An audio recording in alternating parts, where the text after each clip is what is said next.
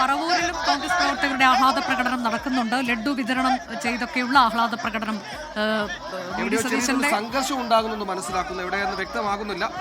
പ്രവർത്തകരുടെ ആഹ്ലാദ പ്രകടനത്തിൽ പോലീസ് ഇടപെടൽ ഉണ്ടാകുന്നുണ്ട്. അതെ, വി ഡി സതീശന്റെ സ്വന്തം പറവൂരിലും ആഹ്ലാദ പ്രകടനം നടക്കുന്നുണ്ട്. അങ്ങനെ ആഹ്ലാദ പ്രകടനം ഒരു ഭാഗത്ത് തകൃതിയായി തന്നെ പൊടിപൊടിക്കുമ്പോൾ മറുഭാഗത്ത് കൂടുതൽ ചർച്ചകളിലേക്ക് കടക്കുന്നു. ഒപ്പം എങ്ങനെയാകും ഇനി അടുത്ത നീക്കങ്ങൾ എന്നുള്ളത് അറിയാൻ നമ്മളിരിക്കുന്നു. നിയമസഭാ കക്ഷി യോഗം ചേരും.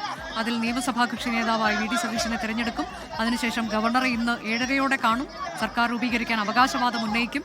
തിങ്കളാഴ്ച സത്യപ്രതിജ്ഞ രാവിലെ ഉണ്ടാകും സെൻട്രൽ സ്റ്റേഡിയത്തിൽ എന്നുള്ളതാണ് ഇപ്പോൾ നമുക്ക് സ്ഥിരീകരിച്ച് തന്നെ നൽകാൻ കഴിയുന്ന വിവരം. ഇനി രമേശ് ചെന്നിത്തലയുടെ തുടർ നീക്കങ്ങൾ എന്ത്, കെ.സി. വേണുഗോപാൽ മന്ത്രിസഭയിൽ പിടിമുറുക്കുമോ എന്നൊക്കെയുള്ള ചോദ്യങ്ങൾക്കൊക്കെയാണ് വരും ദിവസങ്ങളിൽ നമുക്ക് ഉത്തരം ലഭിക്കേണ്ടത്.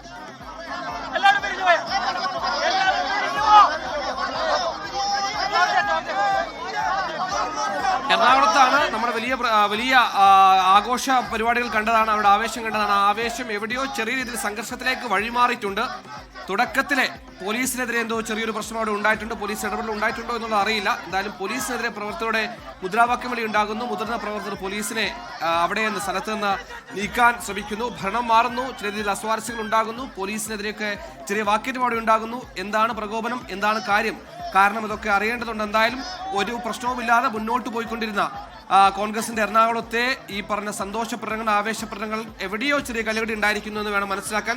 ദൃശ്യങ്ങൾ അതാണ് കാണുന്നത്. ചിലപ്പോൾ പ്രവർത്തകരെ ഏതെങ്കിലും രീതിയിൽ വിപിൻ സി വിജയനാണ് ചേർത്ത് മനസ്സിലാക്കുന്നത്. വിപിൻ, എന്താണ് പ്രശ്നം അവിടെ?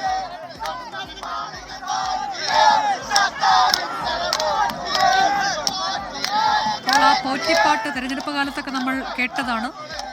ആ ഗാനം ഇവിടെ ഒരിക്കൽ കൂടി പാടുന്നുണ്ട്.